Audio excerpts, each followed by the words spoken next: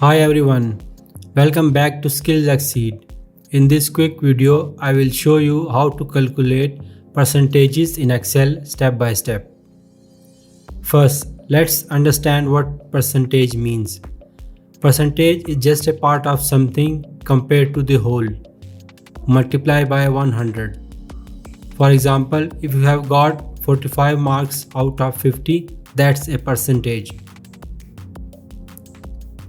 Here in Excel, I have two columns, marks obtained and total marks.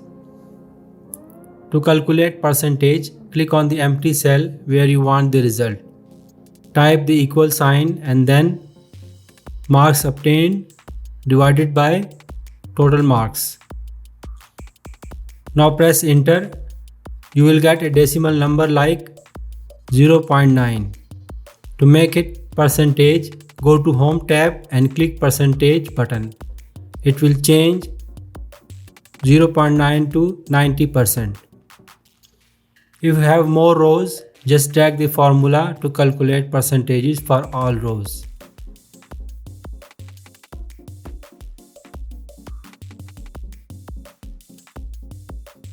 Tip: you can also type this formula if you want the number directly in percentage form without formatting. And that's it.